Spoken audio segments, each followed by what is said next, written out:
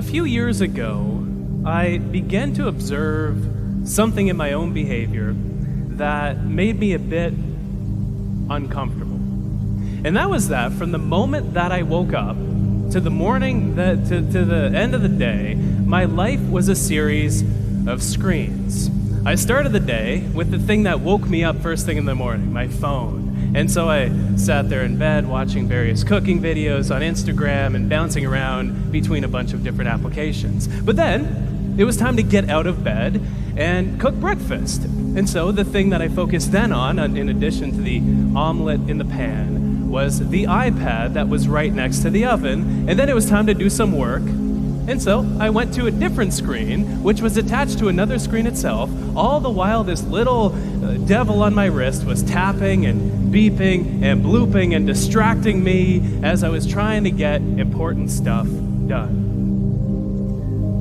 But there was one particular offender out of all of these different devices that I wasted more time on than anything else. That was this dastardly thing, my phone. I could spend hours on this thing every single day. And so I decided to essentially, for all intents and purposes, get rid of the thing for a month. As an experiment, I thought I'm gonna live on this thing for just 30 minutes every single day at a maximum. And so this is the amount of time I have for maps. This is the amount of time to call my mother. This is the amount of time that I have for everything that I could possibly want to do, to listen to music, to listen to podcasts. And I observed what happened during this time. It took about a week to adjust downward into a new, lower level of stimulation. But once I did, I noticed that three curious things began to happen. First, my attention span grew. It was like I could focus on things not effortlessly, but with much more ease than I could before this experiment started.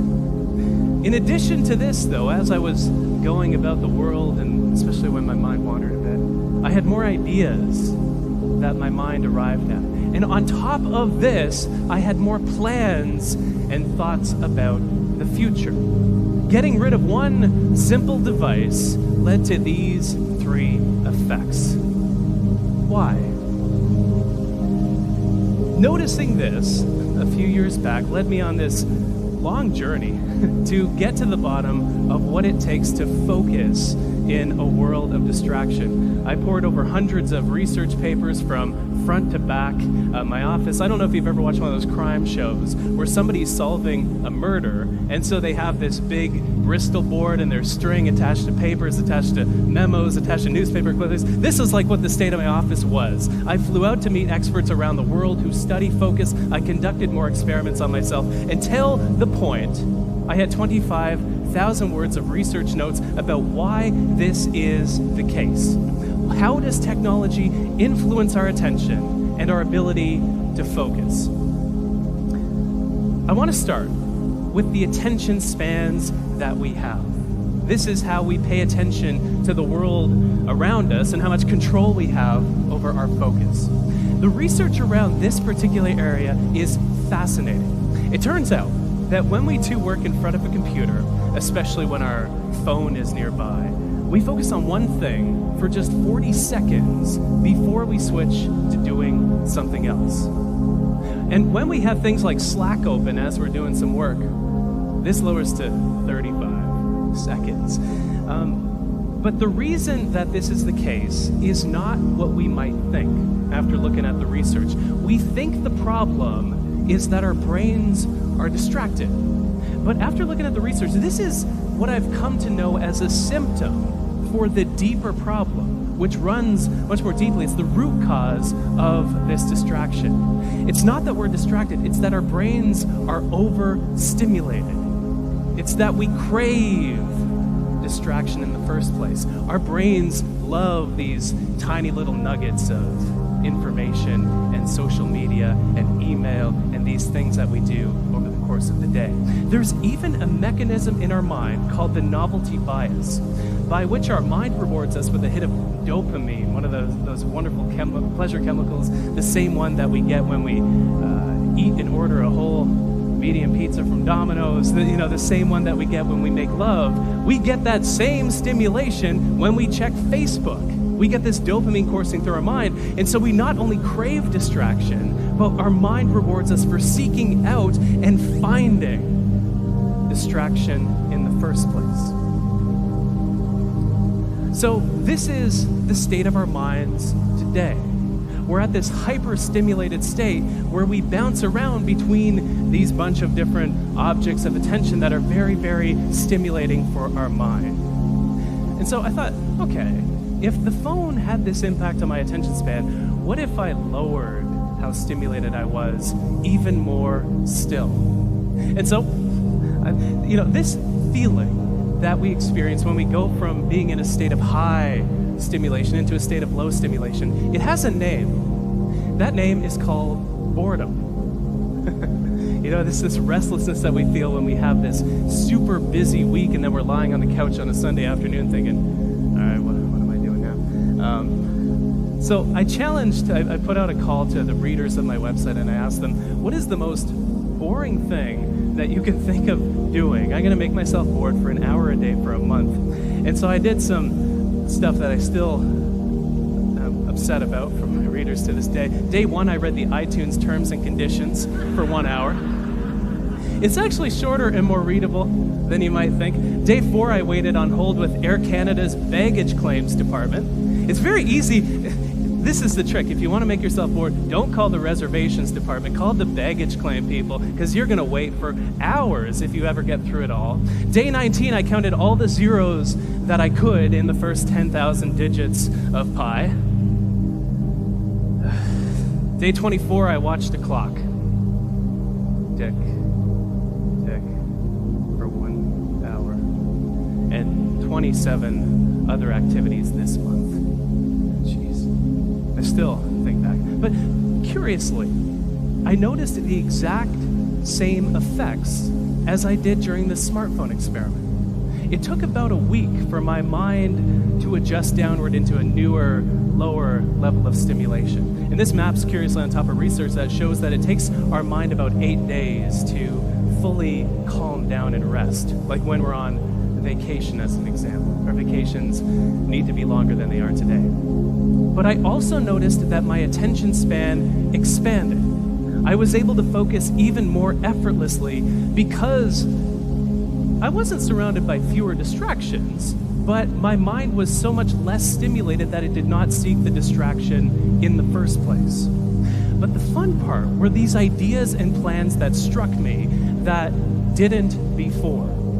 And the reason that this is the case is because my mind had a chance to wander more often. There's a great quote that I love that you might be familiar with from J.R.R. Tolkien, where he says that not all those who wander are lost. And the exact same thing is true, it turns out, with regard to our focus, with regard to our attention. If you think back to when your best, most brilliant ideas strike you, you're rarely focused on something. Maybe this morning you were taking a shower, or maybe some morning in the past, and then your mind had a chance to connect several of the constellations of ideas that were swirling around in your mind to create an idea that would never have materialized otherwise if you were focused on something else, on your phone, for example.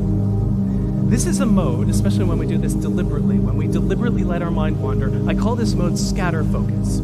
And the research shows that it lets our mind come up with ideas. It lets our mind plan because of where our mind wanders to. This is fascinating. It turns out that when we just let our attention rest, it goes to 3 main places. We think about the past, we think about the present, and we think about the future.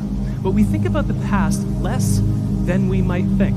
Only about 12% of the time. And often the time we're recalling ideas in these thought-wandering episodes. But the present, which is a much more productive place to wander, we wander to think about the present 28% of the time. And so this is, it's something as simple as you're typing up an email and you can't find a way to phrase something because it's very delicate, maybe it's political, you go and walk to another room, you go to another room of the house, of the office, and the solution hits you because your mind had a chance to approach it and prod at that problem from different directions. But here's the thing. Our minds wander to think about the future more than the past and the present combined. Whenever our mind is wandering, we think about the future 48% of the time. This is why when we're taking a shower, we plan out our entire day, even though it hasn't started yet. This is called our mind's prospective bias, and it occurs when our mind wanders. If you're good with math, or maths, I should say, not in Canada anymore, these numbers don't add up to 100s because the rest of the time our mind is dull, it's blank, or it doesn't have an idea inside of it that is rooted in time. But whatever it is for you that lets your mind wander, something that's simple, something that doesn't consume your full attention. Mine happens to be something that is not necessarily stereotypic of my age and gender demographic, but I love to knit. Knitting is one of my favorite hobbies. I knit in planes, I knit on trains, I knit in hotel rooms. I was knitting in the hotel room before this event today because it helps calm you down, it helps settle your nerves. And I come up with so many ideas when I knit. I have a notepad next to me. But whatever it is for you, it might be taking that extra long shower. It might be taking a bath, upgrading your shower to a bath so you can soak not just with your body, but with your ideas as well. It could be simple. If you're at work, walking from one room to another in the office. Very simple change, but if you don't use your phone during that walk, your mind will go to the meeting that you're about to attend. It'll go to the call that you were just on. It'll wander to the ideas that are circulating, and it'll make you more creative in this way. It could be something as simple as waiting in line and just, waiting in line. It could be getting a massage. Whatever it is that lets your mind, I love this picture so much. Whatever you love doing, here's a pro tip. Ask your masseuse to let you have a notepad in the session because ideas always come to you and you're always incubating things, and so capture them so you can act upon them later. But I think after doing this deep dive into the research, we need to make two fundamental shifts with regard to how we think about our attention. We think that we need to fit more in. There's all this talk about hustling. I'm an anti-hustler. I'm one of the laziest people you'll ever meet, and I think that's what gives me so many ideas to talk and write about. We don't need to fit more in. We're doing enough. We're doing too much. We're doing so much that our mind never wanders anymore. It's sad. This is when our best ideas and plans come to us. We need more space. If you look at what allows traffic to move down a highway, what allows it to move forward isn't how fast cars are moving, as you might expect. It's how much space exists between the cars that allows traffic to move forward. Our work and our life are the same way. The second shift. We like to think of distraction as the enemy of focus. It is not. It is a symptom of why we find it difficult to focus, which is the fact that our mind is overstimulated. I have a challenge for you. It's a 2-week challenge, but it's a challenge to make your mind a bit less stimulated and simply notice what happens to your attention. How many ideas do you get? How does your focus change? How many plans do you make? So for 2 weeks, make your mind less stimulated. There are so many great features on phones, on devices, that'll let us eliminate a lot of the time we waste on our devices. Use those features, not only to become aware of how you spend your time, but how you can spend less so you have more ideas. Have a disconnection ritual every evening. One of my favorite daily rituals, I disconnect from the internet completely from 8 p.m. to 8 a.m. My fiance and I, we have a weekly disconnection ritual, a technology Sabbath every Sunday, so we can disconnect from the digital world and reconnect with the physical world, the real, actual world. Rediscover boredom. You don't have to do it for an hour. Please don't call Air Canada. It's just a world of hell. But rediscover boredom just for a few minutes, lay on the couch, and where does your mind go? And scatter your attention. You'll find some remarkably fruitful things in that attentional zone. If there's one thing that I have found to be true after doing this deep dive into this world on how we focus, it's that the state of our attention is what determines the state of our lives.